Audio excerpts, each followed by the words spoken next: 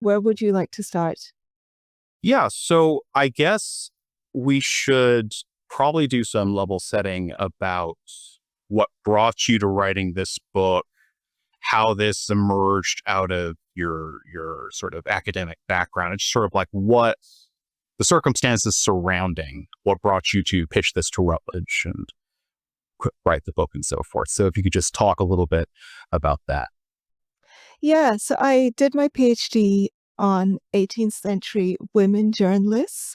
And when I was thinking of a topic, actually, I wanted to write about women right. I knew that I wanted to write something about the Enlightenment period and that I was interested in women's contribution to literature during that period. And I was thinking about women poets or women novelists or women dramatists, but there were so many of them, particularly poets and novelists, and I wasn't as interested in theatre.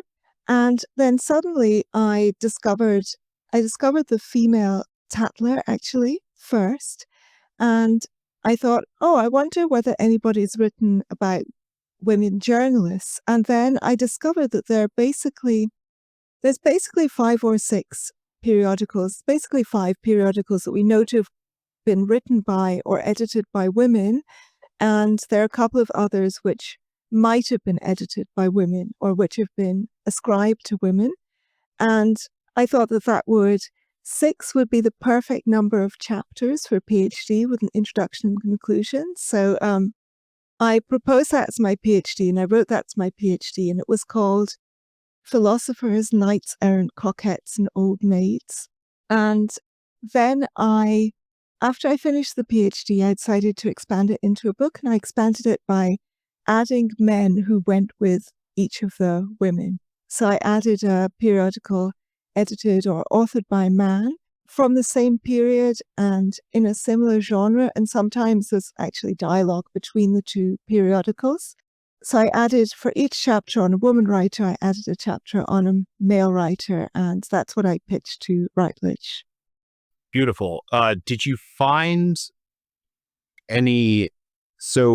did you pitch to like Routledge at the beginning, or did you try Oxford University Press or any other major university publishing, or did you go straight to Routledge? Yeah, so it was under consideration by OUP, and they didn't take it. And then I was pitching it to many presses, and Routledge were the ones who took it. So that's what happened. Yeah. A tale which I'm sure will be familiar to any other academic listeners. Yeah. So why don't we... Go ahead. Yeah. It's kind of sad in a way, and this is what happens with a lot of academic publications, is that although I tried to write in a lively style that was suitable to a general audience, because it was published by an academic press, they set it at an extremely high price, and basically at a price that would deter any normal reader. So it was basically sold to university libraries. So copyright libraries in the UK all got a copy, and a very few copies were sold independently of that. And they didn't even give it a proper cover, and I had a cover designed for them, but they didn't use it. There are so many fabulous illustrations of 18th century periodicalists, but they just put this blank cover on, and I wanted to call it Anxious Employment, and they put that as a very small subtitle and gave it the rather dry title of The Rise of Literary Journalism in the 18th Century. That's an interesting reversal of the typical sort of academic title, which is like catchy phrase, : description of the book. So it's an interesting inversion. Yeah. So why don't we jump into just the topic matter of the book, right? So I'll be looking down because I have my written notes here, and then the book that I'll read passages from when it makes sense. So, the book deals with 18th century periodicals. So would you go into some necessary detail about what a periodical of the period was, what prompted their rise, what set them apart from like learned journals? So the Philosophical Transactions of the Royal Society was a big one. There was another one on the continent called Acta Eruditorum. These were sort of peer-reviewed academic journals were just getting started, right? So they started in the sort of mid to late 17th century, and they were really getting started in the 18th. So if you could just talk about what makes the periodical a distinctive genre of writing at the time. So I'm going to go back a little bit before the first periodicals as I define them. And I define a periodical as being a regular, unbound publication. And often in this period, they were just a single sheet of paper, a very large octavo sheet of paper folded into quarters and stitched in the margin a few times. But they were unbound, flimsy papers that came out on a regular basis. So either daily or weekly or twice a week or monthly. And later some of them came out annually as well. But those are a little bit different from the kind of periodicals I'm dealing with. And what happened was, so in 1662, the Licensing Act in London governed the conditions under which you could publish something. So at that time, all publications had to be censored, had to be read by the censors and approved by the censors before they could be published. So there was pre-publication censorship of everything. And there were also only a limited number of presses. Oxford and Cambridge universities had presses. I think Edinburgh also had a press for their medical school. The Inns of Court, the British legal system, and also, of course, the Crown, the actual court. And so there were a relatively small number of books being produced, and all of those books were approved by the state. And actually, John Milton famously wrote a pamphlet against the Licensing Act before it came into effect. And that piece that he wrote was called Areopagitica, Defense of the Free Press. And much later on, the magazine that I used to work for and later became the editor-in-chief of was called Areo Magazine, after Milton's Areopagitica. So there have been some weird connections in retrospect between my PhD and my future life, especially the title, the anxious employment bit. So be very careful what you call your book, because it could end up becoming prophecy. An unwitting Cassandra, yes. Yeah. I called it anxious employment, by the way, because in the last edition of his 1750 periodical, The Rambler, which was my favorite of all the periodicals I studied, Samuel Johnson says that today he ceases to work in the anxious employment of a periodical writer. That's how he describes it. So in 1695, the Licensing Act was up for renewal, and it was just simply allowed to lapse. So suddenly there was no pre-publication censorship, and also there was no longer any monopoly on owning and operating a printing press. You no longer needed a royal license to have a printing press. And in the meantime, there'd also been quite a bit of technical innovation in printing. So it was suddenly legal and much cheaper to just operate your own press and put out your own books. There was still post-publication censorship for obscenity, blasphemy, libel, various things, but there was nothing pre-publication. And of course, post-publication censorship can be a good thing for an author or a bookseller because it just draws more attention to your work. Pre-publication censorship, though, is the absolute kiss of death. So because of this, lots of people suddenly opened up presses. Presses sprang up everywhere. And one thing to do, and if you're printing books, which is fairly time-consuming and onerous, particularly in those days, you often have loose sheets of paper lying around, and it's fairly cheap and easy if you're already running the presses to just have a magazine. And suddenly there were many, many newspapers in particular, daily newspapers that sprang up everywhere. And alongside those newspapers were a few, they were called essay periodicals, and they were just literally like an op-ed, one single essay that came out usually daily. And they were very witty pieces of writing and often written under a pseudonym, which we can talk about later. I think the closest thing to the essay periodical is really Substack, subscribing to someone's Substack essays. Substack has kind of revived the genre in a way. Mm-hmm. And then, so that's the essay periodical. And I look particularly at those that are non-political, i.e. they're not news publications, but they are social commentary and often contain a lot of readers' letters. Then later in the century, beginning in 1731, you have the beginning of magazines. And magazines were compendia of essays taken from all of the smaller essay periodicals and just put together in a volume. Because throughout this period, there was no copyright on journalistic work. So things were just shamelessly plagiarized and anthologized. So that's my period of interest, spanned the beginning of the essay periodicals and the first one that was really popular and of high literary quality, which was Richard Steele's publication, The Tatler. Nothing to do with the Tatler, the later Tatler, the one that began in the 19th century, 20th century. Completely separate publication, and ended in the mid-1760s, by which time the magazines were just these giant, unwieldy compilations of everything under the sun. And they were all kind of jostling for a share of the market. This is the period that Samuel Johnson describes as the age of authors, in which every man must be content to be his own reader, which is very familiar to us, anyone who's been an academic, and probably to most Substack writers as well.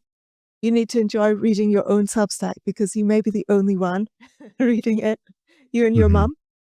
And so by that time, they were mostly either reprinting things that had already been printed hundreds of times before, or using anonymous readers' contributions, which were often really shoddy quality. So I ended my study just when the quality went extreme rapidly downhill in the 1760s. So there was this kind of golden period between around 1712 and 1765, and that's what I focused on. So you brought up Substack, which is interesting because one of the running themes that I started, or the one of the lenses that I started to look at the book through, was how much a lot of what you're talking about in this sort of Wild West period, but also this Golden Age period of periodical, resembles what you found in the last 20 years on the internet, right? 20, 25 years, depending on where you want to start, right? So the Substack comparison is an interesting one because a lot of the phenomena that we're going to talk about that you see crop up, like sort of these parasocial relationships between editors and readers or correspondents, and what you talk about, the Idolons, that the sort of the editorial personae that the editors of these publications take on, resemble pretty strongly some modern phenomena that you find on social media, on blogs, on now Substack, which is like the next sort of the apotheosis of the blog in some ways, right? So that's probably something I'm gonna return to throughout because I found that I found drawing those parallels very interesting. So again, to level set before we jump into like the specific journals, as you mentioned, your PhD was initially on female journalism, the role of women in these periodicals and so forth. So I wonder if you could just talk a little bit about that. So like the role that women played both in the readership, the authorship of these journals, and also, well, actually, let's start there. I have a class question, but let's just start with the question of women. Can I go back to the thing about the internet first? Because I think that's interesting. So it's often said that this was the beginning of the public sphere. So before the 18th century, there were some more popular unbound public writings, like there were chapbooks they would publish sermons, and often the dying words of condemned criminals were a very popular genre. But these were like pamphlets that were in response to specific political events. And this, so you had that. And then on the other hand, you had books. And books were, of course, quite a learned thing. People did not have a lot of books. They were very expensive. One of the things that happens in this period is that books and writing altogether gets less expensive. And it was a very scholarly thing. And you remember in Chaucer's The Clerk's Tale, I think he has 23 books. He was a scholar of Cambridge and he has 23 books, which is an extraordinary amount. And there's a shift in the 18th century there's two shifts that are going on. One is a shift from intensive to extensive reading. So intensive reading is when maybe it's self-explanatory, but I'll just explain anyway. When you have a small number of books and you just keep returning to those books again and again, and the most common of these being in this period, the Bible, but also people would have works of the classics and they would return again and again and dip in. The same way as I do with Star Trek, Deep Space Nine and Babylon 5. Those are my intensive reading. Those are my Bibles. Rather than just watching them all the way through once, I go back and watch specific episodes again and again. It's like a touchstone for me. And you moved over to extensive reading, which is when you read a number of books, each of them only once. And part of what allowed for that was cheaper printing, then later subscription and lending libraries. And periodicals are the kind of apogee of that because they're the cheapest and they were also publicly available, particularly for men. So periodicals were the coffee houses and cocoa houses that became popular in this period. So public coffee drinking became a very popular thing in this period. And you would go to your regular coffee house and meet your mates, and they would have newspapers and periodicals laid out there, and you could sit and read them. And we also know that at this period, partly because of the way people's literacy worked, a lot of people couldn't read silently. They read by sounding out the words and reading aloud and tracing with their finger. We know that, but even people who could read silently often read aloud because they were reading to their family or friends. And that was a way of course, making one periodical stretch to a lot of people. Richard Steele claimed that every issue of his periodical had at least 19 readers, which is definitely an exaggeration. But there was a kind of feeling of reading being part of a new public sphere of discussion, that people were talking about politics and society, and not just at court, but in these kind of freely accessible commercial spaces, which people of lower classes, lower middle class people, employees, shopkeepers, also servants, could enter and for a very small price drink their coffee and read a lot of newspapers. So there's a beginning of this sense of a kind of public sphere of discussion, which is very similar to the virtual public square that you have on something like Twitter. So that's one of the things that's happened. Jürgen Habermas writes about this in his book, which is called, I think, The Formation of the Public Sphere or something. I can't remember the exact title, but that's a kind of classic idea. So periodicals were part of that. And one of the things that they did for women was, as far as women writers were concerned, there was a lot of anxiety about women writing and especially women reading novels. And novels you read in private, and they encouraged fantasizing. They encourage you to get ideas above your station because so many of them are about servant girls or lower class girls who managed to charm their way into the affections of some aristocrat and marry him. And the much more likely scenario was that you would be seduced or even raped by the aristocrat and then deserted and left to as a fallen woman to raise your illegitimate child on your own. So it really was, people were afraid of the dangers of that. They also felt it would just generally inflame the female imagination. And there are lots of descriptions and also wonderful illustrations of women on couches looking kind of post-orgasmic. And the book is falling from their hand as they're like, and they're all flushed and panting and things. So novels had this slightly louche reputation, whereas journalism, and literary journalism in particular, seemed a little bit more genteel. And there was also this idea that if you were a man writing a newspaper or periodical, then you could be one of those hacks who desperately needed money. You would be starving in a garret, and you were compromised as a writer because you had your audience captured, as we would say in the modern jargon, because you just had to write whatever was most titillating that could make you a few sixpence.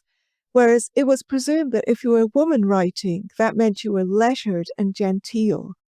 So even though there was some taboo about the idea of a woman daring to write, it was also like, well, if you're a woman writing, then you can't be writing for money. You must be writing just out of pleasure, and therefore you must be genteel.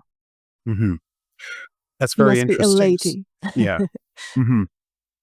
It's interesting too, because if you look at the philosophical output of women in the 17th and 18th centuries, which is of course what I would know more about, you do find that virtually all of them I can think of are noble women of some variety or other, right?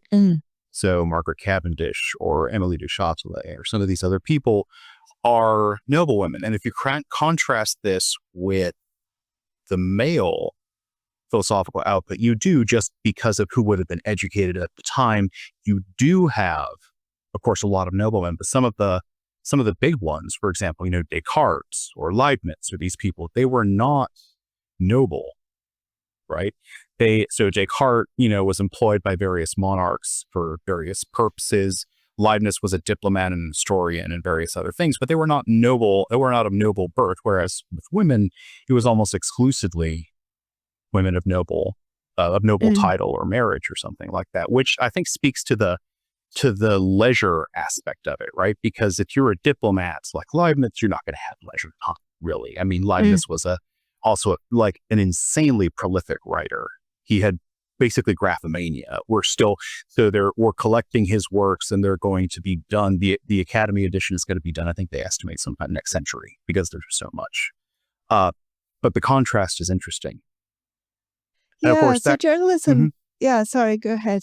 And that speaks to the class element too, right? Because although a male might not necessarily come from either a moneyed background or a noble background of some variety, or the gentry or whatever, it seems like for the female, so you talk about Lady Montague, for example, in the book later on, they seem to come much more from the kind of either the nobility or the upper classes. So there is an interesting contrast there, not just on the basis of sex, but on the basis of social class and nobility versus common and so forth. Well, they pretend that they do. But as far as I know, Lady Mary Wortley Montagu, who briefly wrote a periodical called The Nonsense of Common Sense, she's a very interesting writer, in response to the Common Sense, which was a political paper of the time, a very scurrilous and misogynistic paper. And she claps back, as I don't think the kids are saying that anymore, as the kids used to say like a couple of years ago. She claps back at the nonsense of common sense. But in general, whilst the Idolon, so there's that weird word that they use in journalism studies, I don't know why they don't just call it a pseudonym, but in journalism, it's called an Idolon, which means literally ghost in Greek. And that's your journalistic persona. The personae are aristocratic, or at least genteel, but the actual women were mostly not genteel. Lady Mary is the only one. Delarivier Manley was a professional writer. so were the other Charlotte Lennox, Frances Brooke.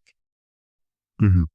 All of the other women who I know who are involved in journalism were professional writers, novelists. They were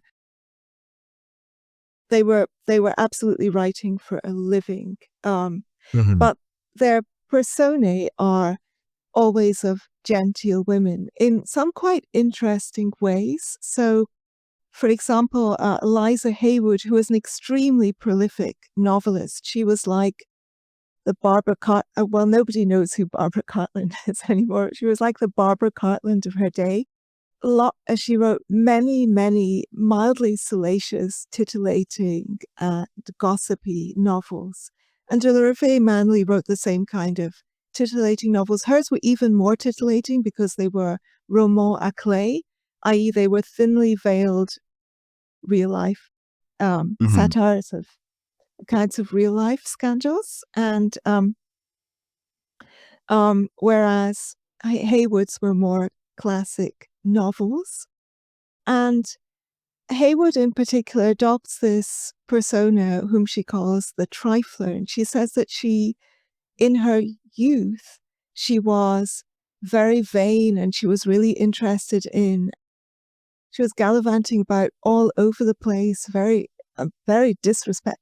something very dodgy for women to be doing, chasing after fashionable amusements and flirting with lots of men. And she never got married. This is her persona, not the real person. And therefore now writing is a natural extension of that, because having been so addicted to promiscuous diversions is the phrasing that she uses, which is lovely.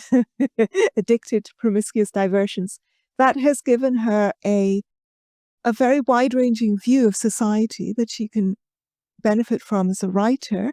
And also now, instead of flirting with men, she flirts with readers. And instead of wanting the approbation of men, she wants the approbation of readers. And she actually recommends this to other women. She says, this is a much safer way to do what women always want to do, which is to seduce people, to be pleasing. You can seduce them with your wit instead of with your body. And it's also better, especially if you're getting older, because the people who are reading you will flirt with you. The men will flirt with you because they can't see your wrinkles. They have only the words to go on. Yeah. Right. Interesting. So why don't we move to the contrast between the tatler and the female tatler, right? So start with the tatler. So this is Richard and Steele's brainchild, right? Richard Steele. Yeah. Richard Steele. Excuse me. I misread my own notes. My apologies. And his sort of editorial persona, the Idolon, right, is this figure called Bickerstaff. So Isaac Bickerstaff. And I want Isaac Bickerstaff. Yeah. So I want to draw a contrast between that and kind of the persona presented in the female tatler, because I think the contrast between sort of solitary versus social is very interesting. But let's start with Bickerstaff and the tatler. So why don't you just tell us a little bit about that? So Bickerstaff is this, he's a very old man in his grand climacteric, which is this lovely phrase I used at the time, meaning that he is over 66. So kind of 2/3 of the way up to 100.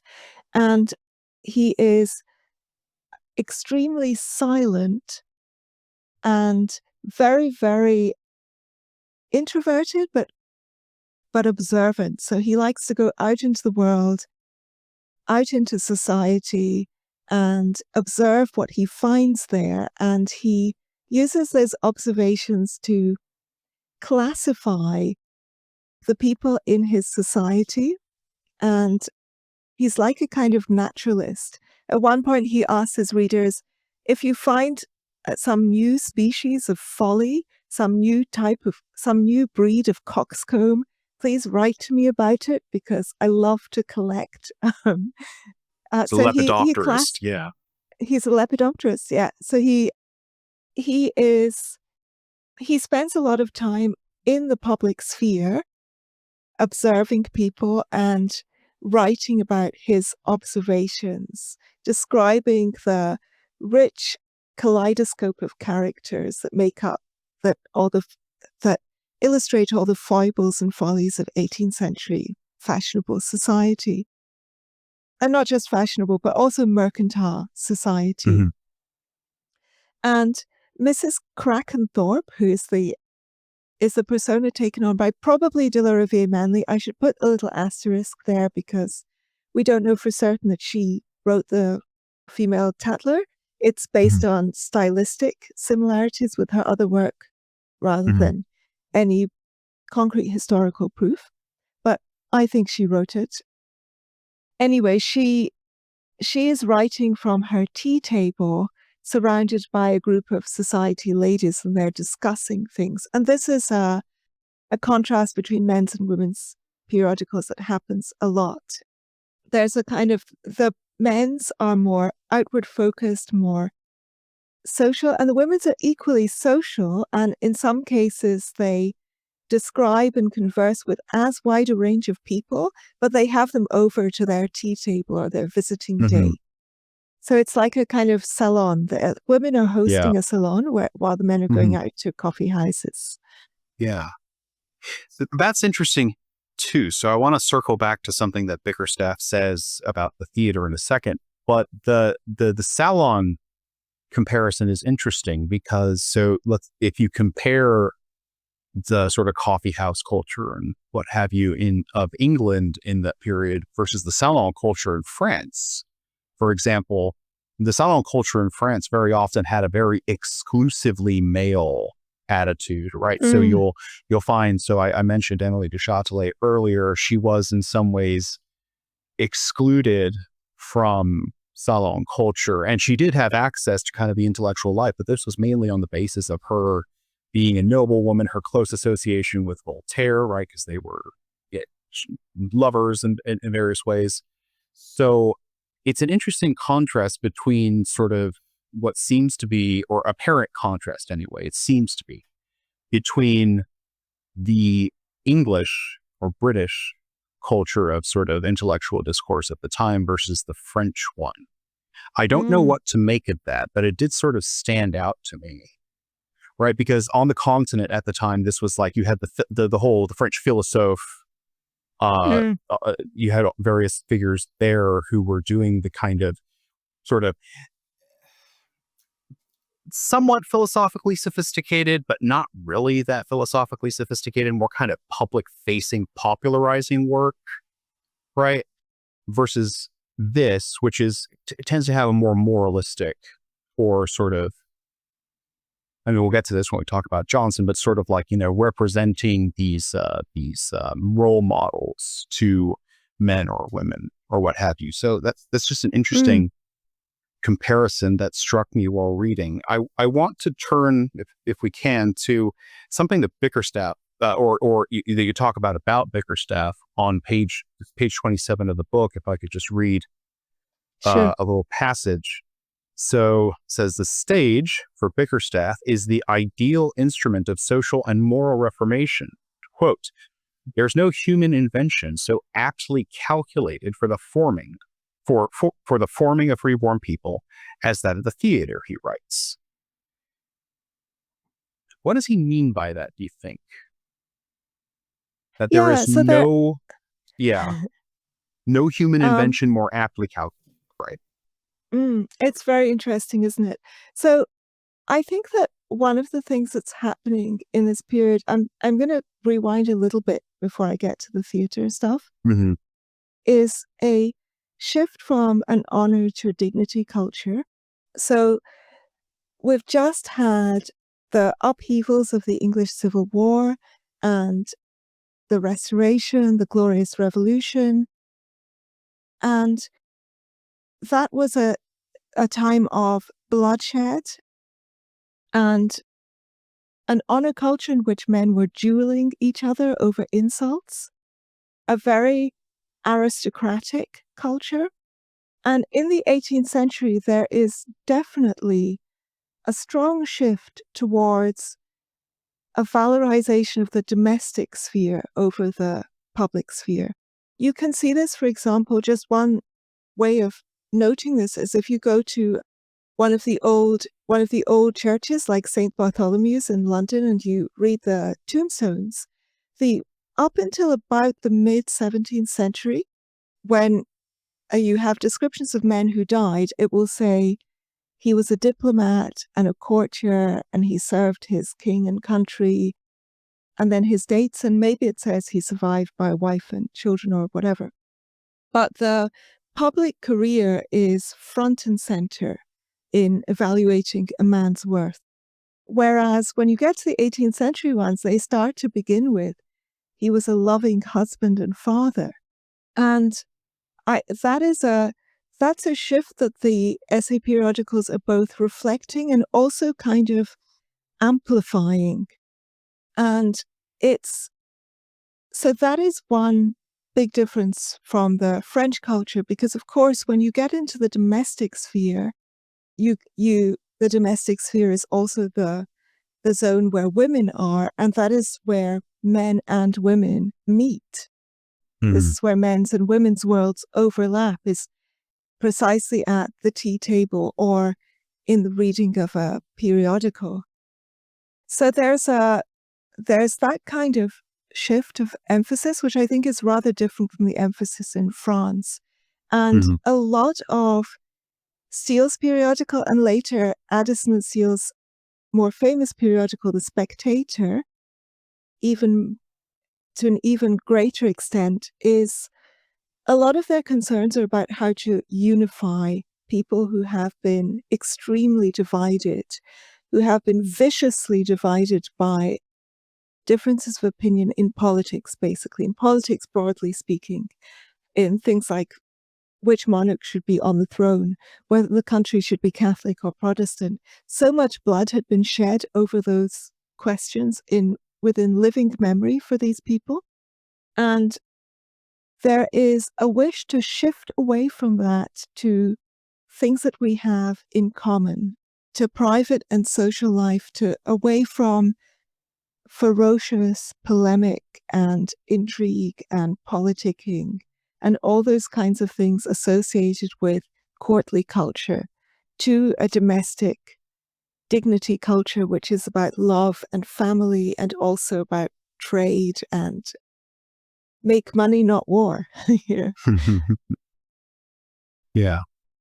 The theatre, I think, is so right before Steele was writing was the heyday of the Restoration dramas, which were their deliciously louche, scandalous, sexually suggestive dramas full of rakes and loose ladies and things. Lots of intrigue and adultery and stuff. And there is a shift to a more domestic drama. Now, one reason I didn't study drama for my PhD is that you can probably imagine, even as I'm saying this, that this did not make it a golden age for the stage. Those are quite... They sound like soap operas, basically, yes. Well, not even soap operas. These are very boring.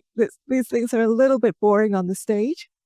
And it feels like no wonder that Steele's own plays are quite nice. He did the best that could be done in this way. But it's no wonder that Johnson, for example, he wrote only one play and it was absolutely dreadful. It's the only bad thing he ever wrote. Everything else he touched was just just golden.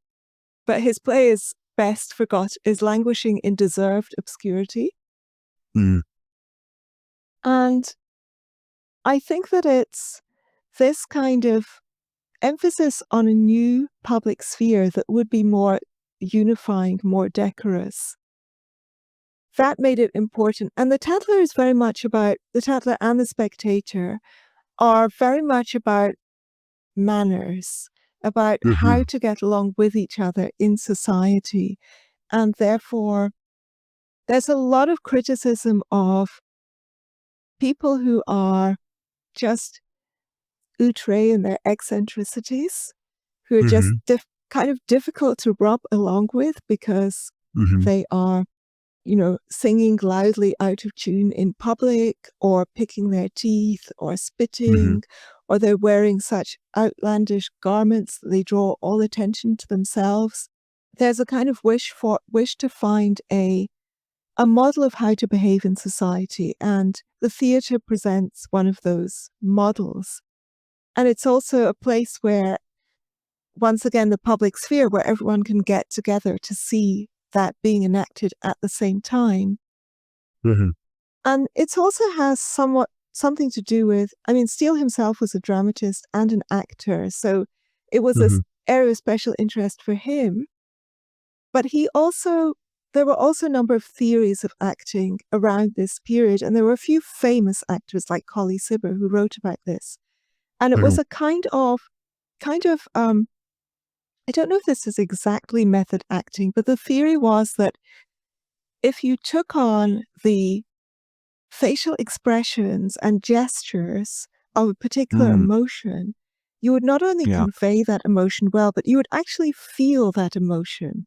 So I think that Steele says at one point, rightly, or I don't know if it's Steele, I think this may be from Colley Cibber, he says, rightly to seem is he doesn't say temporarily, what does he say? Something like briefly. Rightly to seem is briefly to be. So you're actually transformed into character. So this idea of emulation was very important, and I think that's what the emphasis on the theatre is about. Also, Steele just wanted more people to see his plays. So little free advertising never hurt anybody. This is interesting, right? So obviously this is like something that crops up in Johnson as well, which we'll touch on, this sort of like vicarious entering into somebody else's life, which he thinks that we struggle, the people of this time struggle with, and arguably this is kind of a human constant. But it's interesting to me that this is conceived of as one of the main, well, he does say, there's no art, it's like more finely tuned for sort of maintaining these virtues. Given that the impression that I got from your descriptions of the sort of tatler versus female tatler, and from what you said earlier about like these Ramana Clef novels that were considered kind of trashy things that women did because women were given to flights of fancy, the theater requires imaginatively placing your either willing suspension of disbelief, which is arguably somewhat imaginative, or placing yourself in the role of the people on the stage, or at the very least, as Bickerstaff wants to say, giving a portrayal of something that isn't real, but is nonetheless to be pursued, emulated, imitated, whatever, right? So I'm thinking of a passage here on page 38, quote, "Women must subject themselves to far stricter forms of self-control than men, regulating not only their public behavior, but their private thoughts and fantasies. By implication, women are far more dependent on their reading matter to form their characters." Now, it's might call it a little bit outdated of an attitude if we want it to be a little bit, hemming and hawing and critical, but it's an interesting contrast with what he says about the theater, right? Because here sort of this role for the imagination and for, fantasy or storytelling is seen as something particularly gauged towards the sort of the needs of women and the sort of the particular psychology of women.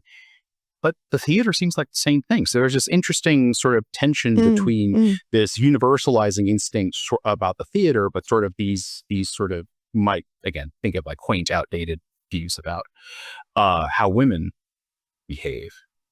This struck me as very interesting. Yeah. I think there are a couple of concepts that need to be disambiguated here.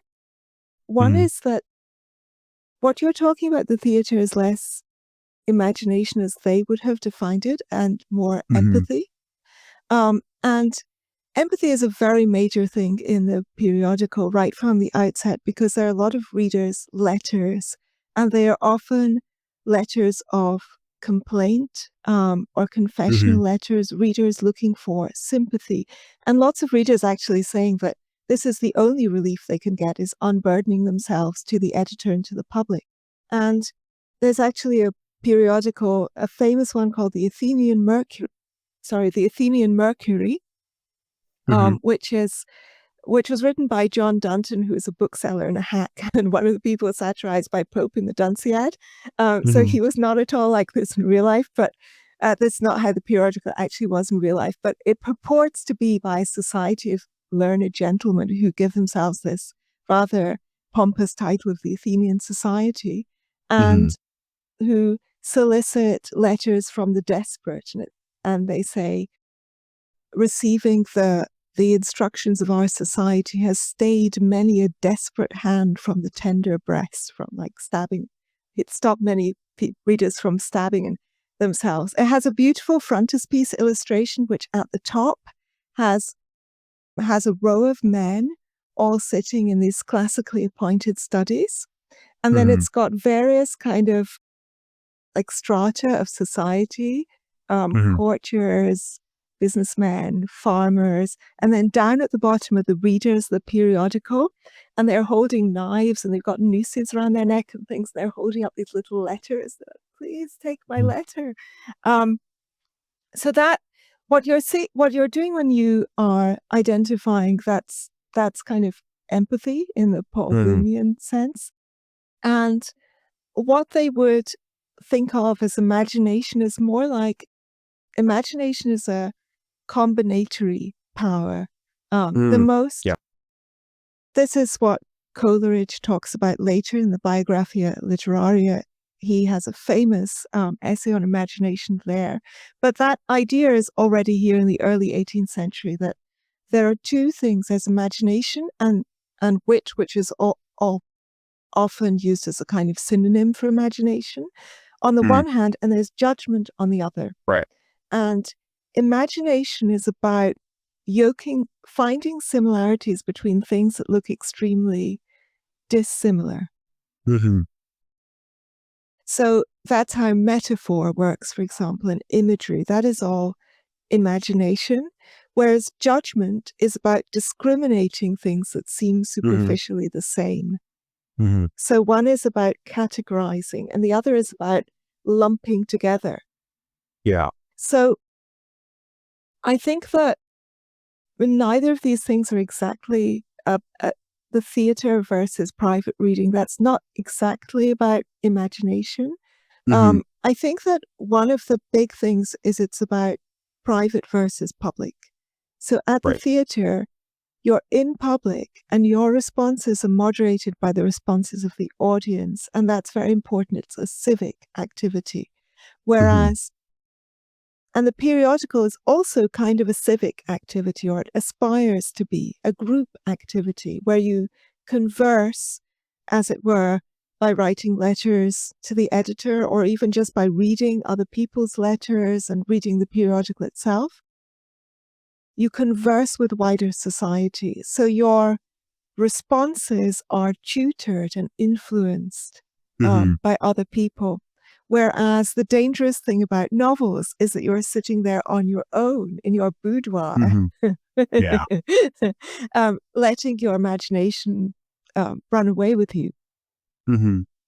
That makes sense. So that tracks interestingly with the role that a lot of philosophers, especially in the British Isles at the time, would make of the imagination. So if you look at, for example, the way it crops up in Berkeley and Hume, for example, imagination is what lets you pictorially represent for Berkeley, it's pictorial. For Hume, it's not entirely clear. Represent things that aren't present to your senses, right? It's this sort of volitional representative faculty. And the volitional is interesting because, again, you say that there's this discrimination in these sort of in the literary culture here between imagination or wit on the one hand and judgment on the other. And of course, that's very similar to the distinction that's made in sort of these proto-cognitive scientific works of philosophy between judgment and will, right? Because the imagination is essentially something subject to will, right? You conjure up an image of a unicorn or a golden mountain or whatever, right? You don't sense. It's an active faculty. It's not a passive faculty like the senses, or a discriminating faculty like the faculty of judgment or the intellect. So that does track, especially the things that were being said in sort of philosophical discourse in the British Isles, which is interesting. So well, let's just jump right into Johnson, because the empathy point seems like a natural cue. So this is and we can return to other stuff later, but this is kind of the bit of the book that I found sort of most interesting, because I'm a philosopher, obviously, and there's like sort of more philosophical resonance here. Yeah. So why don't you just do some stage setting about what Johnson is trying to do in The Rambler. So you talk about how he sees his role as that of a moralist, and I wonder if you could talk about that a little bit. I mean, I absolutely adore Johnson. In fact, one of the reasons that made me decide to expand it into a book and add male writers is because I knew that Johnson had written a periodical, and I think it's possibly, The Rambler is possibly my favorite piece of reading, full stop. And Johnson is definitely my all-time pin-up. And I just want to make a brief kind of plug that people generally know Johnson for his quips to his biographer, James Boswell, The Life of Samuel Johnson, which is a really fun book. And Johnson was an excellent troll, again, to use the common lingo. He loved winding Boswell up. And when you read his quips, you need to read them in that kind of spirit. Right. And he was also, and people also know him for the dictionary, which was mostly just grunt work with some very funny definitions, but mostly was just, work of compilation.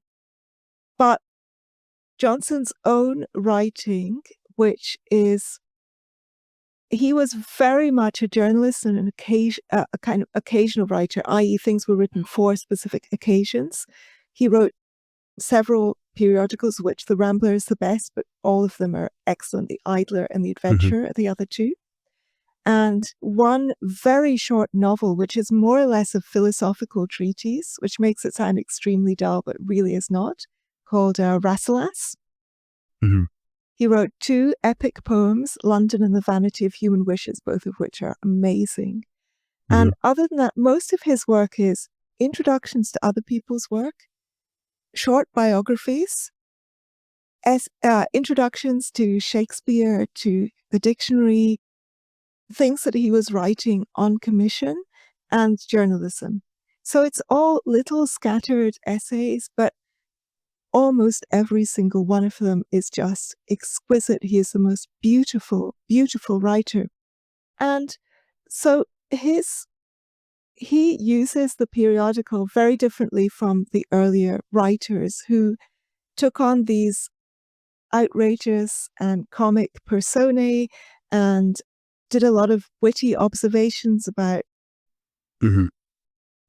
social foibles and what Johnson is, and included a lot of readers' letters. Johnson also includes a lot of readers' letters, but it's very clear that all the readers' letters were written by himself.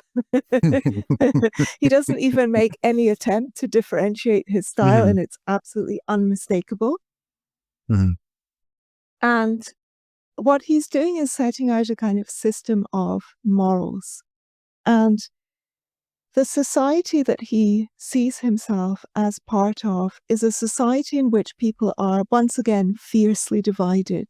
So there was fierce political and religious division in the 17th century. And then in the early 18th century, during the period of the establishment of the public sphere, there was some political turmoil, but just way less. And there was a feeling, at least for Addison and Steele, a confident feeling that everybody was kind of in town together, basically at the same events, doing the same things and reading the same periodicals. And for Johnson, society is incredibly divided, mostly by occupation. So it's the division of labor at its peak. That's how he sees his society, his very stratified and commercial society. Mm-hmm. And each person is only interested in his own little area of life. The trader is only interested in the price of stocks. And the seamstress is only interested in the cut of cloth. And the actress is only interested in the doings of the stage. Each person is occupied in their own tiny little area of life and completely oblivious to, unsympathetic to the lot of anybody else. So there's this division, and the other thing there is in every area, every walk of life has become crowded with aspirants. This also feels very familiar and modern. Mm-hmm. And everything is characterized by the most ferocious competition. So people are competing mostly for money and for profits, but also for fame and reputation and renown.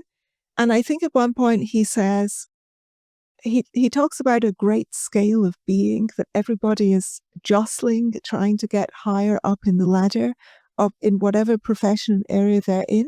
And he says, all human excellence is comparative. That's a very classic Johnsonian statement.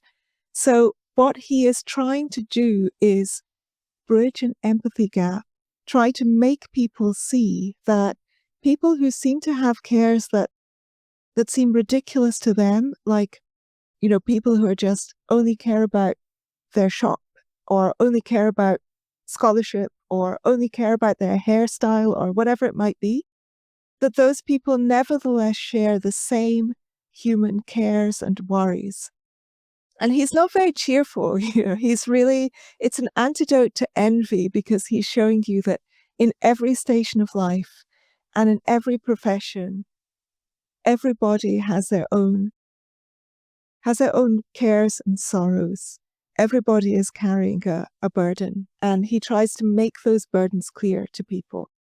So he has a lot of satirical pen portraits, just as there are in the Tatler and the Spectator. So this was the early to mid 18th century. This was a great age of satire. This was the age of things like Gulliver's Travels. Swift was the opposite pole from Johnson. He was the extremely bitter, misanthropic satirist. And what Johnson does is he has this wonderful combination of both being extremely funny in his satirical portraits and also always very compassionate. So he begins by portraying somebody who seems absolutely ridiculous, and then he says, but these are the ways in which this person is just like you and me. So that is the task that he set himself in the Rambler. It's a moral education of society, which sounds incredibly dull, but being Johnson, it absolutely is just full of beautiful writing and really, really, really clear and intricate observation, knowledge of human nature. Yeah.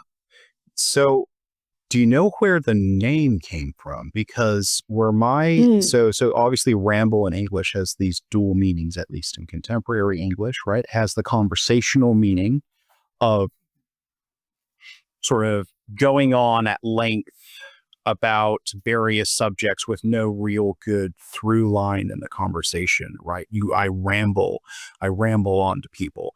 But of course, it's got another meaning. I think this is the original one, but they're cognate, right? Which is to walk aimlessly, right?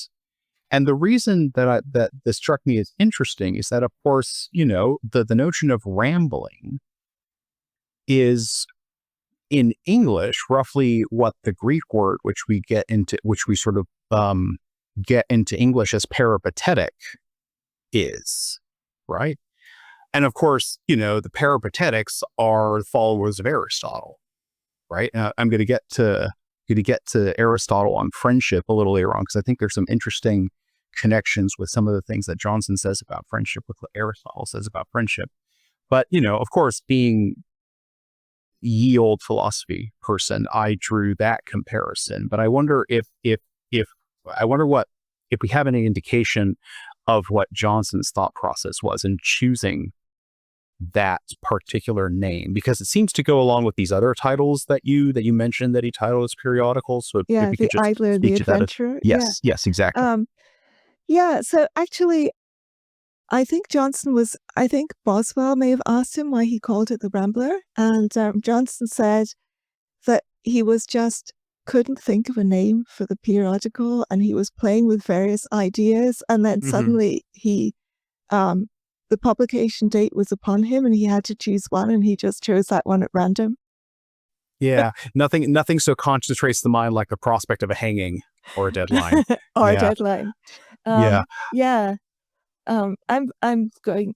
looking in my book because now we're on Johnson. I really want to quote him. Yes. Oh yeah. So here is what he is talking about.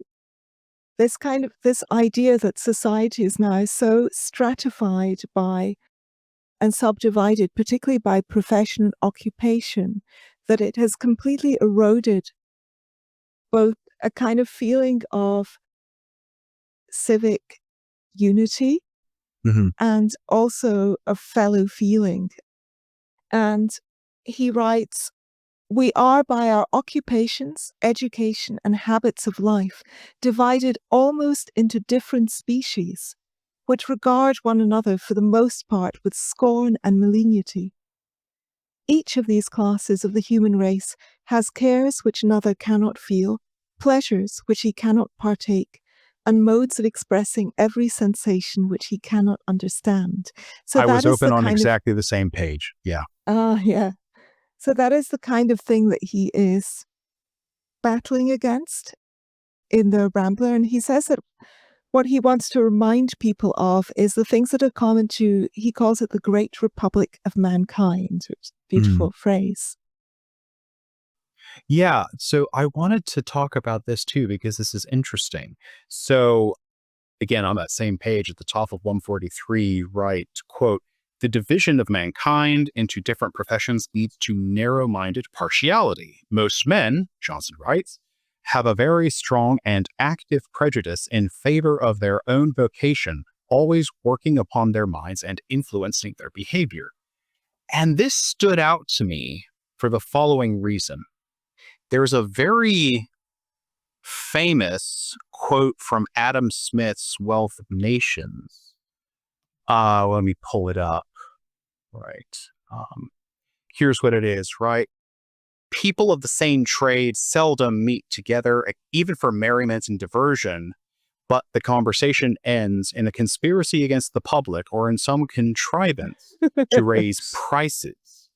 And of course, what Smith is talking about there is something like monopoly, right? So he's talking about, in context, what he's talking about is the danger of the capture of the governmental attitude towards a particular trade by the tradesman, which serves the tradesman or the guild rather than the public at large, right? Because obviously Smith has this notion of mutual self-interest being sort of this can be this reinforcing force in public life.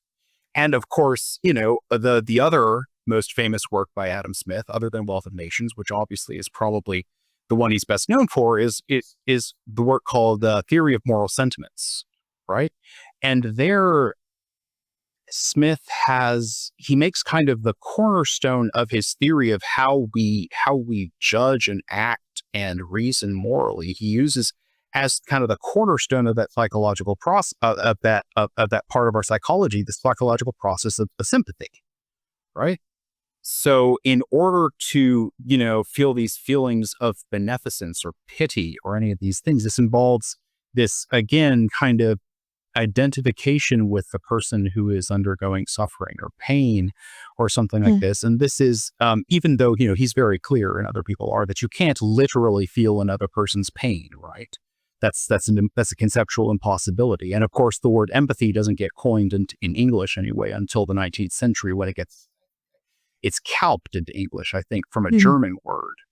But the notion that Hume, I'm going to talk about Hume too, that Smith is referring to as sympathy here sounds extraordinarily like what Johnson is talking about, right? It's kind of the cornerstone of human society as reinforced both in just social life, commercial life, and these various other things. So I just found that a really fascinating connection because it seems like, of course, Wealth of Nations comes out in 1776 and Theory of Moral Sentiments, I think a bit before. I'm not sure the exact publication timeline, but that's not that distant of a publication date, all things considered, in the history of ideas. So I found it really fascinating that it seems like this isn't just confined to Johnson, right? This reaction to, or this is one way to read it, this reaction to an increasingly commercialized public sphere as opposed to aristocratic or religious, primarily public sphere, sort of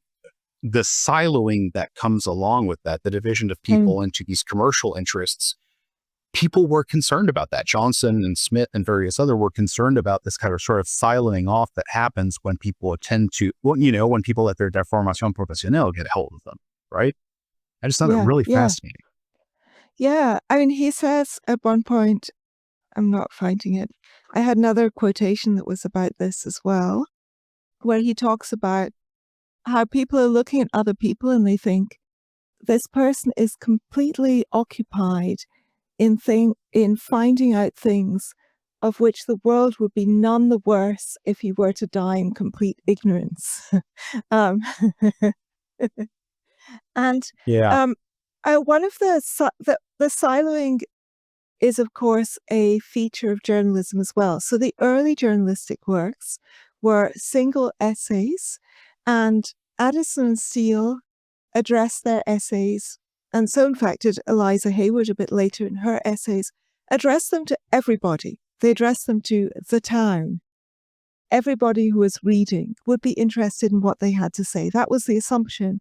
And Steele, in fact, said that there were many young gentlemen in town who were totally idle and their brains were completely empty until they were set a-going by something they read in the Tatler. So people were just blank slates ready to receive his ideas. He was a very cheerful writer. And Johnson has exactly the opposite feeling. His sensation is that nobody is going to be interested in what he has to say. He says that moralists are never popular to begin with. And in particular, the people who might read him will refuse to be influenced by him because he is just a hack. He is just a miserable hack. And it is beneath them to listen to the views of one such as him. And he also... So Johnson is writing, once again, he's still writing an essay periodical, a single essay, but his work reached very few people in its single essay form. So I think fewer than 300 people read The Rambler in the original sheets as it came out. I would love to meet all those people and just have them over to dinner. That select band of few people who are loyally reading The Rambler. And so what had happened is there'd been a shift from essay periodicals to the magazine. And I want to go back a little bit now to the beginnings of the magazine. So magazines began in 1731 with this printer called Edward Cave, who realized that because there was no copyright on periodical writing, why not just every month make a compilation of all the best essays from all of the essay periodicals and sell it and make a profit? And he called it a magazine, which was his coinage, and it was a neologism at the time. Magazine at the time meant a storehouse of goods. And he had to explain in his first issue what he meant by that word, why he was using that word. And people used other words. They also called their magazines the miscellanies. And a lot of people chose museum. Charlotte Lennox, The Ladies' Museum, is one of the publications I look at. there was a belief at one point that maybe they would be called museums instead of magazines. Maybe that's the term that would stick for an assortment of miscellaneous objects. But obviously we now call them magazines. Yeah. And so he called it the Gentleman's Magazine and Tradesman's Intelligencer. So he was spanning the two worlds of the gentlemanly and the trading, and he called himself Urbanus Sylvan, i.e. the urban and rural, basically. Yeah. And it was very aimed at rural readers, because rural readers were used to getting the news several months late. So they didn't mind waiting till the end of the month to hear the news from the newspapers, because they never got the newspapers on time anyway, because of the postal service restrictions. And the magazine, it was never intended to be read cover to cover. And as the century went on, magazines got longer and longer. One of those 480 pages. And the idea was that each person could find the section that interested them. So if you were a sailor, you could go straight to the section which was about maritime shipping news and shipping forecasts, etc. And you might never read any of the rest of the magazine. So there would be something for people of every profession. That was the whole idea of a magazine. So instead of addressing one whole readership and having a publication that was unifying people, so the Addison and Steele saw their publications very much as unifying people. Everybody was sitting there in the coffee houses, reading and talking about the latest issue of The Spectator. It was like the move from when we all used to watch the same things on TV, because there were only 2 or 3 channels. And so your conversation around the water cooler, the bubbler as they call it here, would be about the latest episode of whatever it was. And nowadays, although it still happens a little bit with exceptionally popular shows, like this happened when Game of Thrones was running, people were talking about Game of Thrones.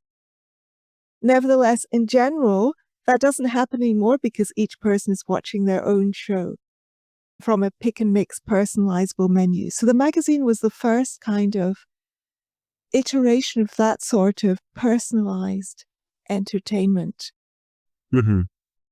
So Johnson, although very few people read Johnson's Rambler in its original form, and he made very little money from it, and Johnson struggled with poverty all his life, nevertheless, it was being very widely plagiarized. And people have estimated that a lot more people actually read the Rambler at the time than read the Tatler and Spectator even. But they read it anthologized and reprinted in other people's magazines. And there it was, just buried amid a miscellany of other things. So that kind of fragmentation was happening in wider society, and it was reflected in journalism itself. And it becomes an increasing anxiety of periodical writers. And that, again, is very similar to today, that we've fragmented even away from magazines back to individual essays. But each essay no longer has the kind of reach that The Spectator has, because there are so many. Each person is just writing and reading their own Substacks.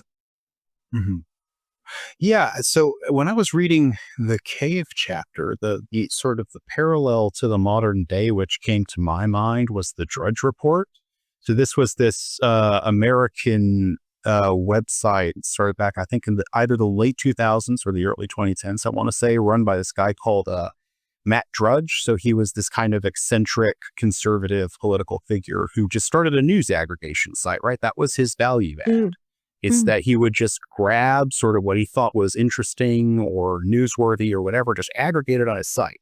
Right? I don't remember if he was the first one who did that kind of news aggregation, but he definitely was the first big one for political news in the United States, I'm fairly sure. And so that struck me as an interesting parallel, because It's a little different in the sense that in a news aggregator, you get redirected to the actual news article, right? It's not like this clipping that is just contained in your periodical, but it does have sort of the same valence of just being a clip, kind of a clip job, right? So you're not actually the only thing you are adding as the person creating the magazine or the news aggregator site is your abilities, whatever they are, and your interests and biases, whatever they are, as curator, right? You're almost like you said that one of the words that was thought about for this kind of journalism was for a museum, as a museum, right? And of course, museums have curators, which set up the exhibits and decide which things to display and stuff like that. And so, I found that interesting because there's a lot of talk about news bias, especially today, right? And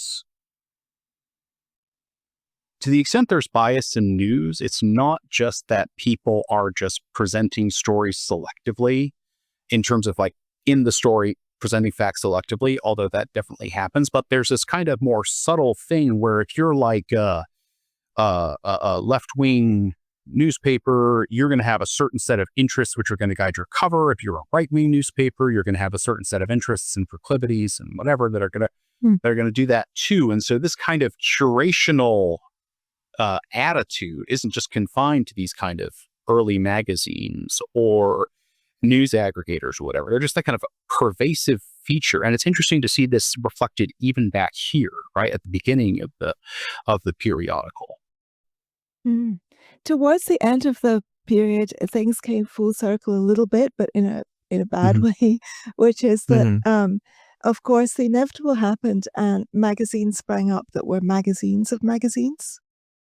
There was the Magazine of Magazines, the Royal Magazine of Magazines, the Grand Magazine of Magazines, which were plagiarizing from magazines themselves. So they didn't even have to do the initial stage of looking for things. They would just grab the 4 or 5 magazines and take the best pieces out.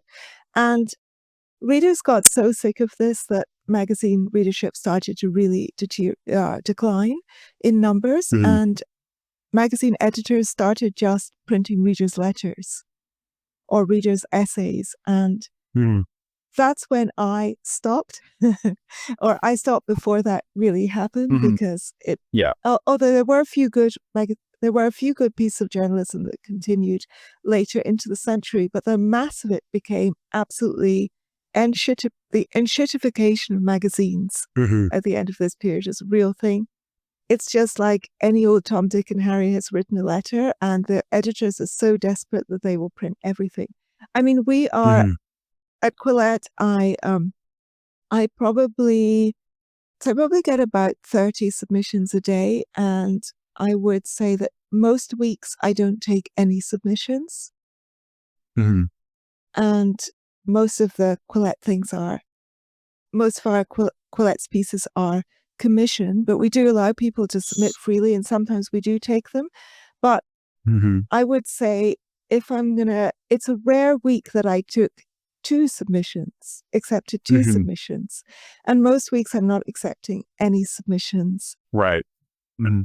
On the basis of mostly quality, but sometimes also topic, because topics are repetitious, and every correspondent feels that wants to write an introductory piece on a topic. And if it's a topic we've covered many times before, we can't print an introductory piece. It's got to have a distinctive angle. Yeah. But so imagine if I just printed everything that people sent to the Quillette pitch box. That's what it would be like. It's just a disaster. Yeah, that's like the comment section made the front page. I'm not sure how exactly. That's what it is. It would be entertaining in some way, but I'm not sure it would do much for quality. There's a limit to how entertaining it is. Yeah. God. Yeah, that sounds like a disaster. So if we could return to Johnson, because like I said, this is like where I found most of the interest, or the most interesting. So this is on page 55. There's this paragraph that I found really interesting. So it starts, the perpetual desire for novelty together with the weariness which accompanies large enterprises, combine to make sustained work very difficult. Indecision can lead to a kind of mental paralysis which renders real achievement impossible, even for those of, quote, active faculties and more acute discernment. Quote, he to whom many objects of pursuit arise at the same time will frequently hesitate between different desires and harass himself without advancing. Wide-ranging talents and insatiable intellectual curiosity often lead, for Johnson, to perpetual procrastination. Quote, acute discernment and, quote, active faculties are at odds with each other. Johnson insists upon the shortness of time apportioned to us and the necessity for less thought and more action. Now that I found very interesting. So I just got done teaching a module about, well, half of the module was on David Hume's inquiry concerning human understanding, right? So for Hume's first inquiry. And when I sat down to start teaching the course, I decided I was trying to teach sort of approach it as this unified work, because the way that Hume is often taught and approached is as like a collection of different skeptical philosophical puzzles. It's not like there's not like this through line that a lot of people try and identify, but like I went and I read the first section, and then I read the last section when I got done reading the book, and I saw a surprising through line that I think is similar to this in some ways. So Hume, here and in the treatise, which is his previous book, which he famously said fell stillborn from the presses because Hume pursued literary fame with he was more avid pursuer of literary fame than basically anything else. But he talks about in the beginning of the inquiry how one of the things he's trying to do with his skeptical approach to these things is promote what he calls a mixed kind or a mixed form of life. And what he means by that is something like the following. Well, look, as humans, we've got all these different proclivities and passions and interests that pull us in all sorts of directions. You got this tendency towards deep thought to the exclusion of all sort of worldly action, but then we've got this taste for sociability, but also for commerce and stuff like that. And indulging any one of them too much is a recipe for disaster, right? It's going to cause us to become either melancholy or just brute beasts, basically, or these various other things. And that sort of dovetailed nicely, I thought, with what Johnson says about, again, wide-ranging talents and insatiable intellectual curiosity, right? Because I think of someone with insatiable intellectual curiosity, that suggests to me someone who's consuming passion, their like driving interest in life, is just the life of the mind, right? But of course, Johnson's here saying, look, this is going to lead to procrastination. We only have a finite time in the world. It's going to be the death of action and various other things. Thinking too long about certain things, sort of deliberating far too much about courses of action is going to lead to all these negative consequences. And again, sort of it struck me as very interesting that this kind of attitude towards over-intellectualizing crops up both in Johnson and in other British, what we might call more properly philosophical, because Johnson is philosophical throughout here as you present it. I think that's undeniable, but it crops up in more sort of properly philosophical work at the time. And I found that really fascinating. Yeah, so this, of course, is very autobiographical. And this was a man who took on the task of writing a guide to all of Shakespeare and also a dictionary. And Johnson was also very a serial procrastinator himself. And I think that one of the few things that I regret about Johnson's life is that I regret lots of things. I wish I could bring him back to the present day so I could give him a hug. He was a very beautiful human being as far as we can tell from his writings. But he wasn't a tremendously prolific writer. And considering how much somebody like Daniel Defoe wrote, Johnson did not write that much, and that is even though he spent quite a long life completely devoted to writing, and that's because he was an agonizer and a procrastinator, not a perfectionist, one of those procrastinators who dashes things off at the last minute. And he has a beautiful, I think it's probably my favorite essay in the Rambler is Rambler 134 on procrastination. And he writes about it in general terms throughout the essay, and it's just a gorgeous essay and kind of heart-rending, because I think everybody can recognize this feeling. And then he says at the end, I sat yesterday morning employed in deliberating on which, among the various subjects that occurred to my imagination, I should bestow the paper of today. I grew every moment more irresolute. My ideas wandered from the first intention, and I rather wished to think than thought upon any settled subject, till at last I was awakened from this dream of study by a summons from the press, which is literally somebody knocking on his door asking him to give in the copy. Yeah. So it's very typical of Johnson that he uses himself as the model of the person who needs reform. It's always deeply personal. And he says that's one of the ways in which he is an inefficient moralist, because nobody is going to want to learn morals from somebody who doesn't seem to have got his own shit together. Right. You don't take marriage advice from the guy who's been divorced 5 times. Yeah. But he was also an extremely sociable person and a very, very extroverted great lover of company.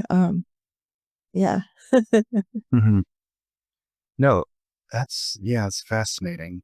And that sort of ties into, so you have, let me find it. So you talk about Johnson's thoughts on, so this is on the section on patronage and dependence, but really there's also this talk about friendship, right? And let me find what I'm looking for. So this is 161. Yes. So this is the third full paragraph. In this world of continual comparisons, friendship is a rare quality. The greatest part of mankind content themselves without it, and supply its place as they can with interest and dependence. Friendships between rich and poor, in particular, are almost impossible. Even the most altruistic friendship is based, Johnson argues, on reciprocal benefits. Quote, we are desirous of pleasing others because we receive pleasure from them. We are unwilling to acknowledge the benefits which we have received from social inferiors. Quote, to be obliged is to be in some respect inferior to another, and few willingly indulge the memory of an action which raises one whom they have always been accustomed to think below them. Even in friendship, we are anxious to maintain or enhance our status. In the universal tendency to categorize others as inferiors or superiors, all relationships tend towards a model of patronage and dependence. Quote, we see everyday men of eminence followed with all the obsequiousness of dependence and courted with all the blandishments of flattery by those who want nothing from them but professions of regard. This struck me as very interesting, because where my mind went, because again, I am the old philosophy guy, my mind went immediately to Aristotle's discussion of friendship in Book 8 of the Nicomachean Ethics, right? So there he thinks there are 3 kinds of friendship, roughly speaking, right? The 2 first kinds are like common and they're not very virtuous. And the first 2 kinds are, so how does he say it? So the first kind is those who love each other for their utility. So for, what the one can do for the other. And then there's the second one, which is those who love for the sake of pleasure, right? Now, I don't think he conceives of these as like particularly vicious, right? Because, to the extent that we live in human society, some degree of mutual utility forms the basis of that, right? And likewise, seeking pleasure in the company of another doesn't seem, obviously on Aristotle's view, as long as it's not excessive, seems nothing wrong with that. But then he talks about this third kind of friendship, which is what he sometimes calls perfect friendship. He says, perfect friendship is the friendship of men who are good and alike in excellence, for these wish well alike to each other qua good, and they are good in themselves. And then he goes on later to talk about how this kind of friendship is virtually impossible unless it's between social equals.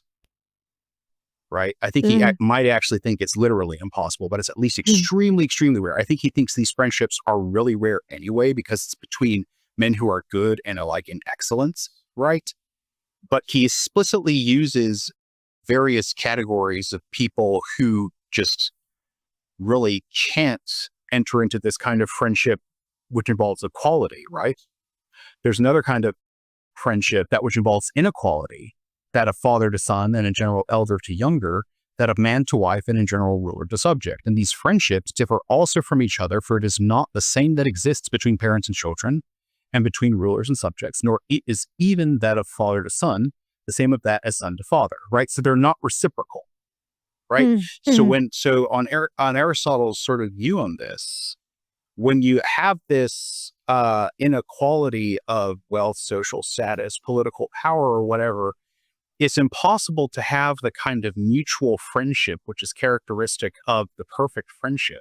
And it sounds like, and of course, Aristotle thinks that perfect friendships are really few and far between. Sounds like Johnson's even much more pessimistic than that, right?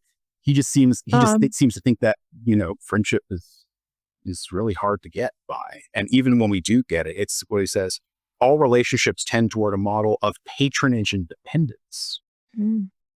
Yeah, so this is the stratified and commercialized society. This is the flip side of the kind of society that Addison Steele and people like that are celebrating. This is the Enlightenment, after all. Free thought and free trade, those are the watchwords. Those things go together, the exchange, the free exchange of ideas and goods. That is what's keeping society prosperous and furthering knowledge. And Johnson is really concerned with, he's concerned with kind of the potential dark sides of this focus. I think one very interesting thing is, and I want to find the quotation, so I'll be looking in a second, but he talks about the particular tyranny of fathers. So, because this must be in their patronage and dependence. Oh, yes. So there is a lot of talk in the 18th century about tyranny and the way in which society has moved on from tyranny, because you no longer have an absolute monarch. The country is no longer Catholic, so you're not enthralled to the Pope, because Catholics are very dodgy in that way. Catholicism is all about obedience. And there's a sense in which it's the returning to those scholarly things that you talked about at the beginning. This is the start of the flourishing of the Royal Society, the lunar men, the societies of inventors, the idea of nullius in verba, take no one's word for it, which was the Royal Society's motto. So we're getting away from, in the Enlightenment, one of the things that happens is you get away from the idea of subservience to blind authority towards a freedom, which is both an economic freedom, because you move from feudal relationships to relationships in which you can earn your own money, and you have positive sum trading relationships and partnerships with other people, and also towards a kind of freedom of thought. But one of the problems with that is that if your only source of real authority is the family, then when authority is abused within the family, it's absolutely hellish. And it's one of the most chilling descriptions in the Rambler is Rambler 148, which is about bad fathers. And Johnson says that within his own home, within his own home, the father possesses a power far greater than even that of arbitrary rulers. And Johnson writes, seldom any prince, however despotic, will venture upon those freaks of injustice which are indulged under the secrecy of a private dwelling.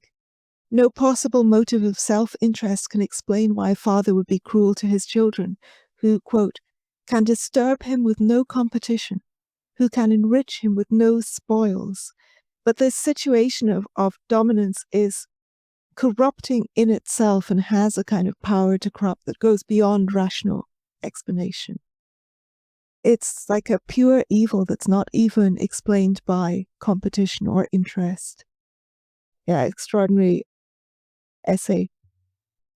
Yeah. And it's interesting too, because like you say, there's this thought at the time, going up through sort of the mid-late 17th century and up through the 18th century, especially in England, that we're done with the bad old days of absolute monarchy. Now we have a constitutional monarchy of some variety with all these sort of liberal blandishments and entitlements and a more sort of a society more conducive to liberty, right? Mm. And it's interesting that if you look at, for example, some of the seminal philosophical treatises about this at the time, so Locke's second treatise on government particularly, right, where he talks about how does a legitimate state get started? Well, you have, these people who contract away some of their freedom and some of their independence to sort of the sovereign, be that democratic body, a monarchy or whatever, because they get in return, arbitration of disputes and some measure of freedom and security. And Locke is in some way, in many ways, responding to this work. What was it? Filmer's Patriarcha, I think is what it is, right? So there's this guy, Filmer, who writes in support of absolute monarchy. And as the name implies, Patriarcha, it's this very kind of familial, parental, and that patriarchal metaphor, which is that, the king as the father, the king sort of plays the father role to the nation at large, right? There's this kind of absolute authority which the king has, which is dispensed in the same way as the absolute authority of, the father to the children. And Locke, of course, goes into a whole lot of detail about why he thinks this is a bad analogy. He still thinks fathers had that kind of power in their families, but he thinks, no, this is a bad analogy for society at large in various ways. So like the recurring theme of sort of this especially sort of paternal, patriarchal attitude towards both power in general, but also in the Johnson you're pointing towards, the specifically kind of parental, totally inexplicable, capricious misuse of and abuse of power it's an interesting through line that I hadn't considered before. Yeah. So since we're talking about patriarchy, to return to women for a bit. Yes. One of the interesting things is, so in the Middle Ages and Renaissance, when women rebellious women, of whom there were many, if you believe medieval literature, there were lots of gossips and shrews, and medieval literature is absolutely obsessed with women who talk too much.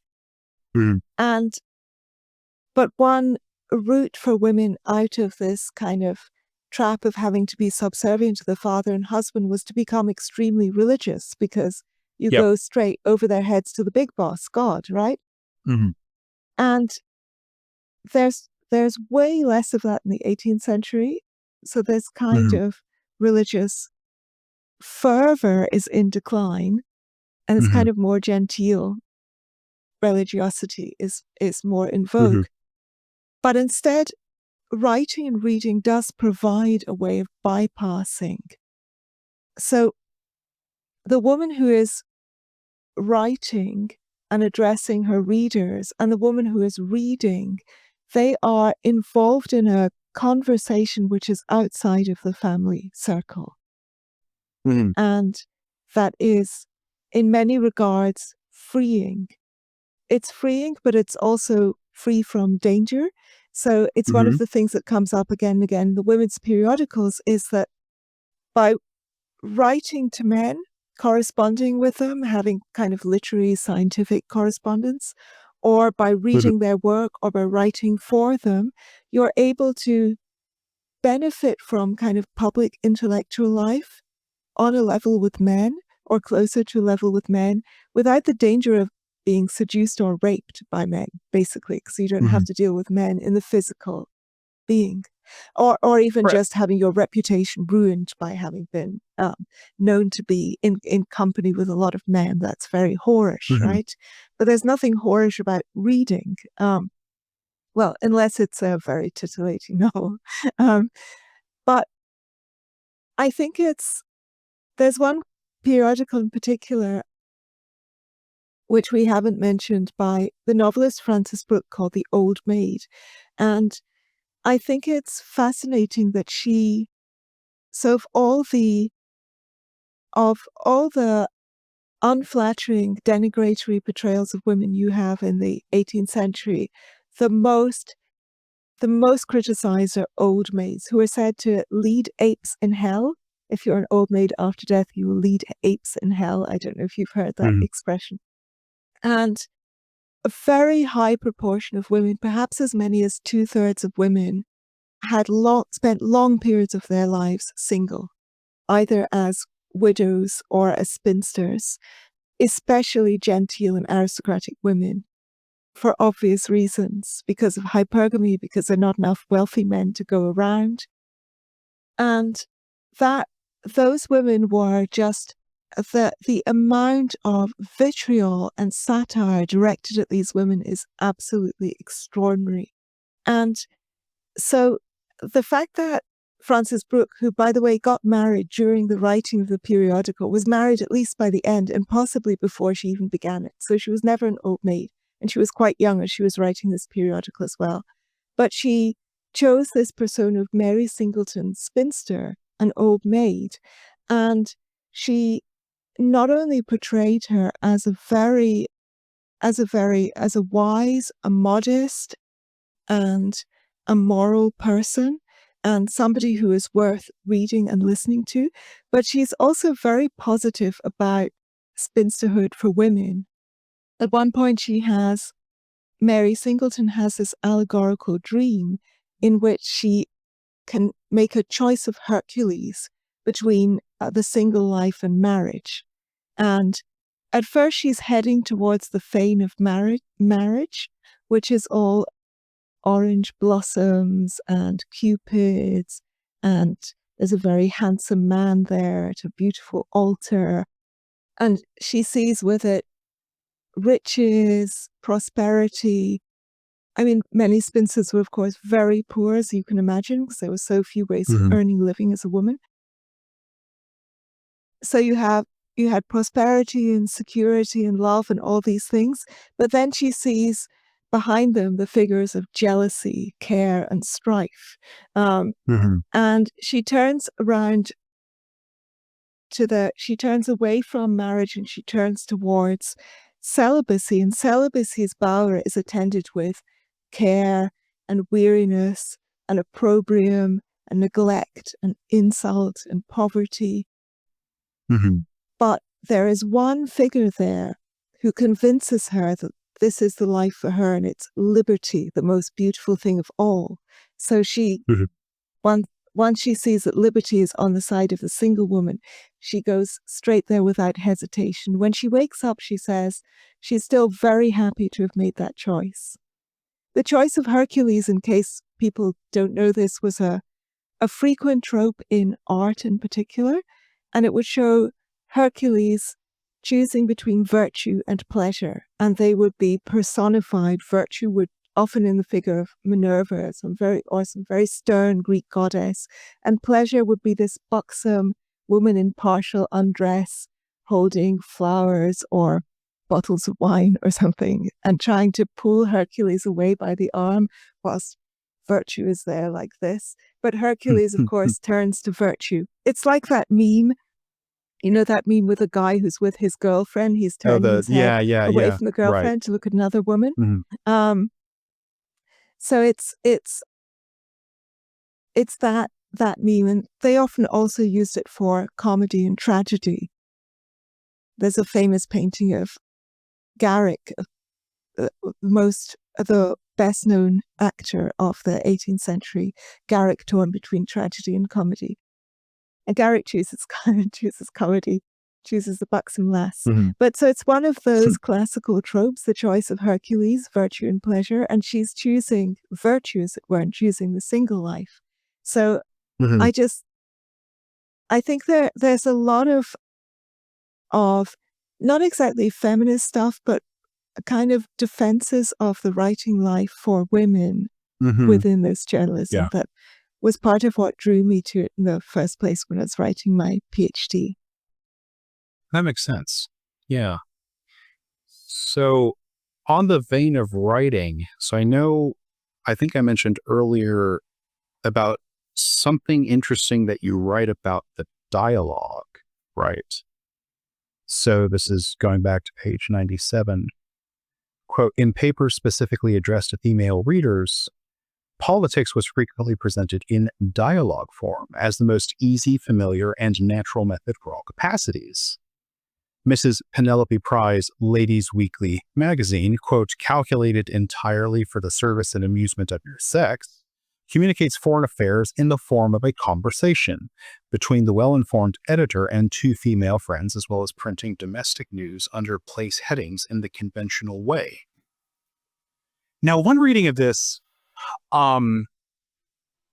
is to say that, well, there's this person, and you know more about the literature scene here, so I'm sort of putting this to you as the impression of an outsider. One way of reading this is as the people sort of saying, oh, well, the men can sort of have their scholarly journals and their treatises and whatever, but, women need this dialogue because it's easier, whatever. So it's a very condescending read on it. But if that's what they're saying, that's fascinating to me because, of course, the dialogue is like one of the oldest forms of sort of highbrow philosophical literature. Going back to antiquity, obviously Plato, we don't have any of Aristotle's dialogues left, but they were reportedly very good, right? Augustine.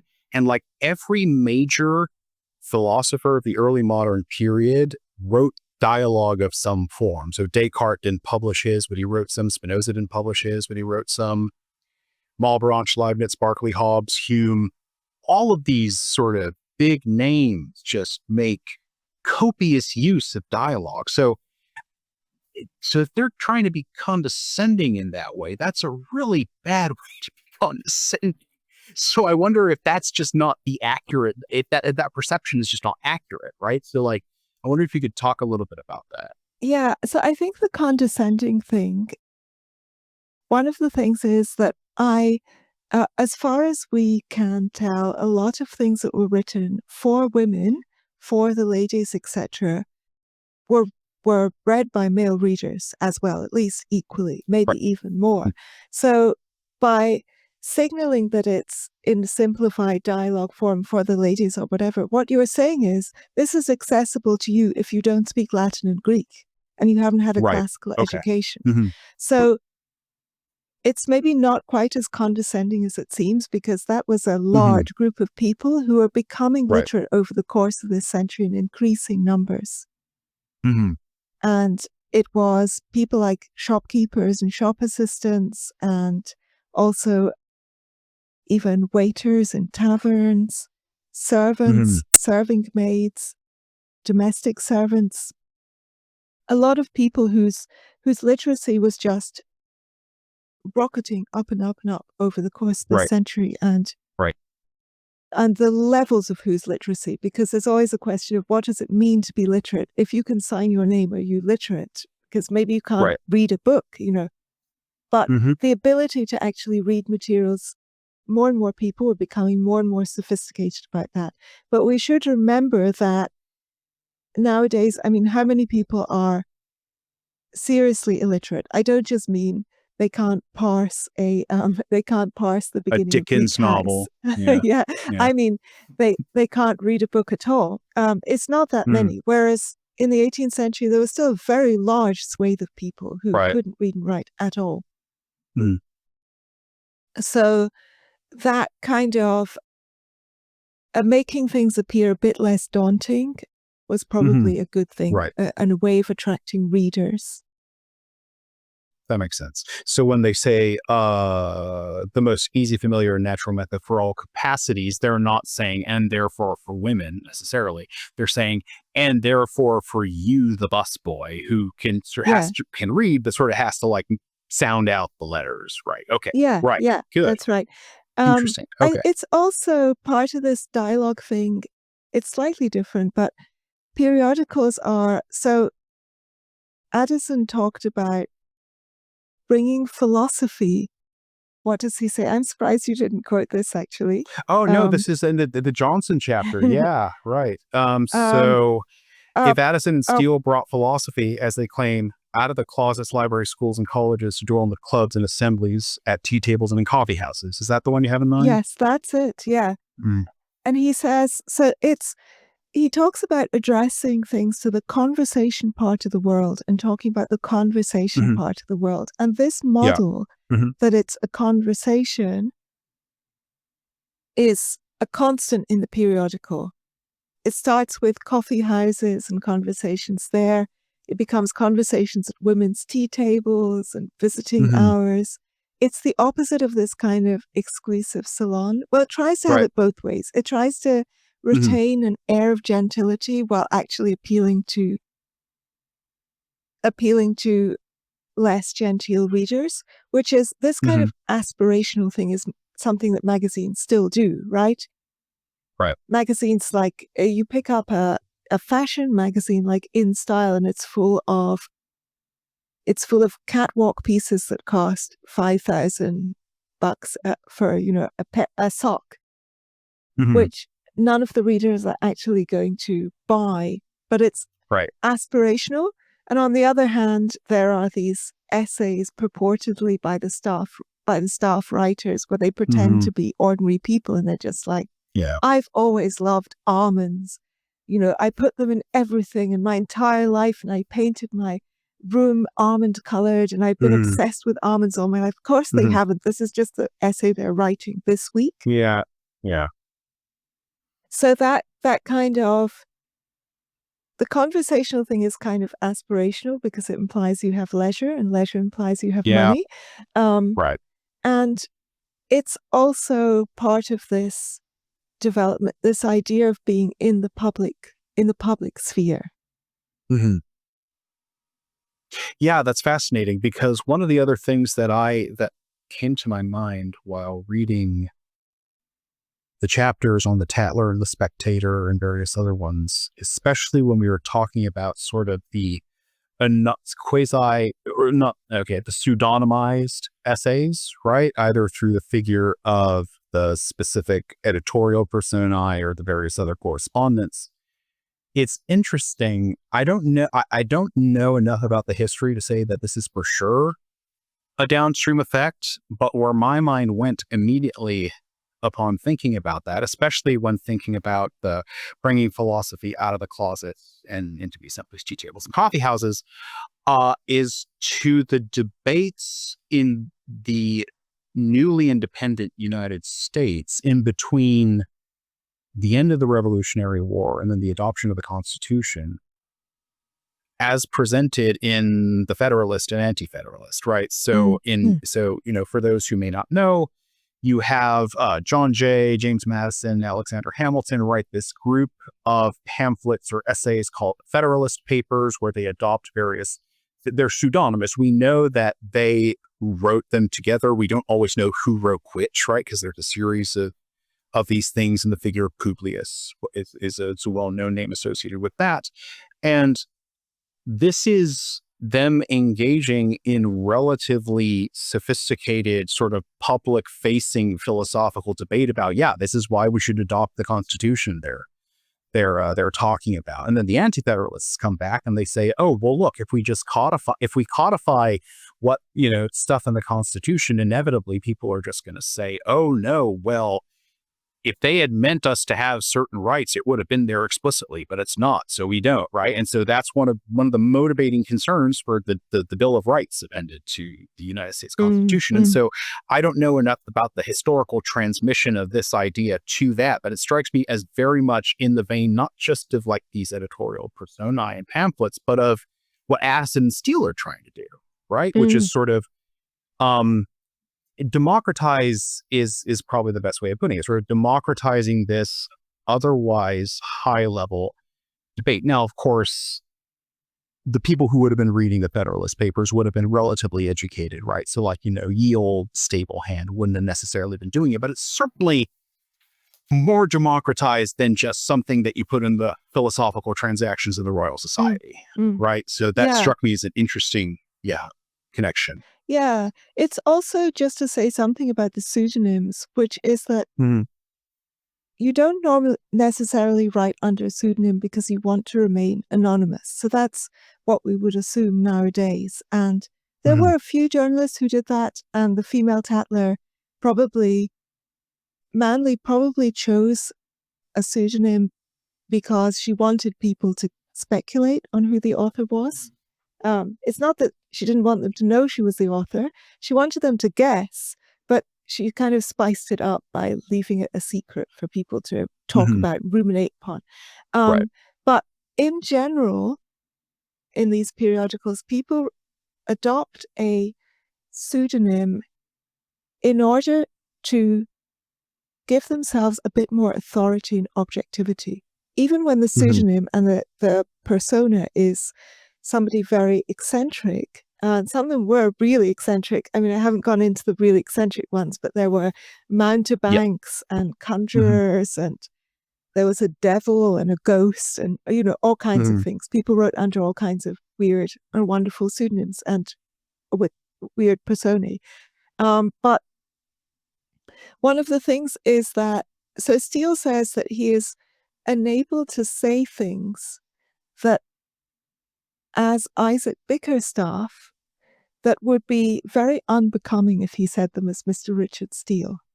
So it enables you to, in a sense, make moral statements, make judgments of other people. It gives you a certain remove, because it's not you saying that, it's a generalized person, it's a generalized voice.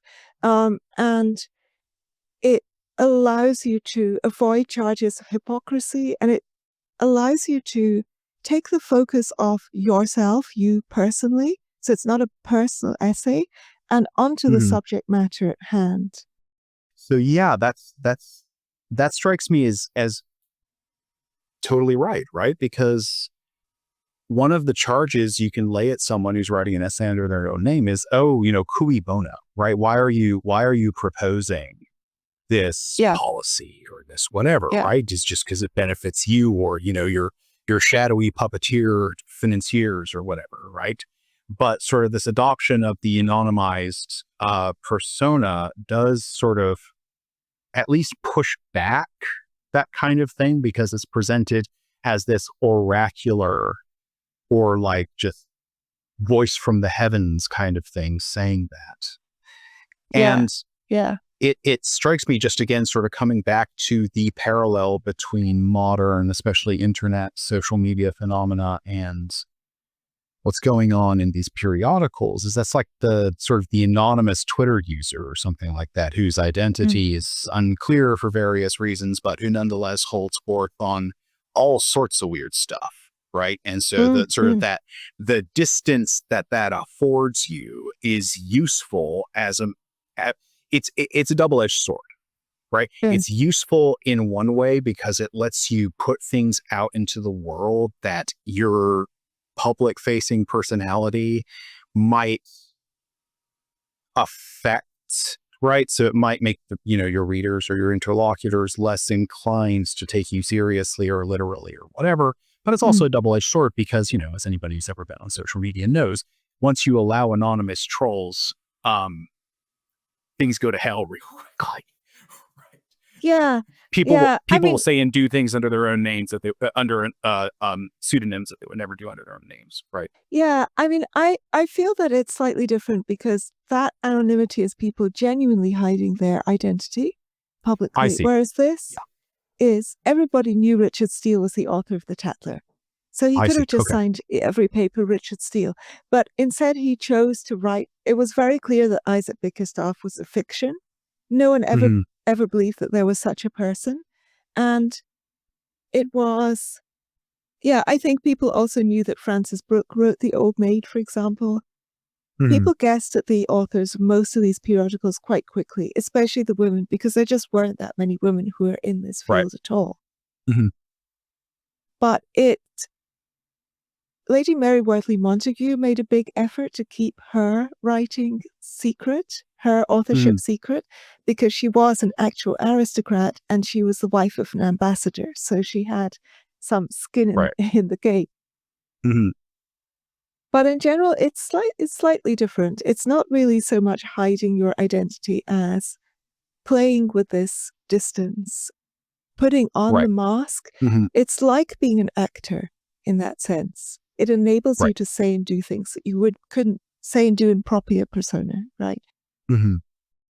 What do you think was especially distinctive? I mean, we've touched on this sort of, I guess, in passing in some bits of the conversation, but if you had to sum up in sort of like an elevator pitch, not necessarily short, but like in the specific concrete example, what the distinctiveness of the female contribution was to this discourse, how would you put that?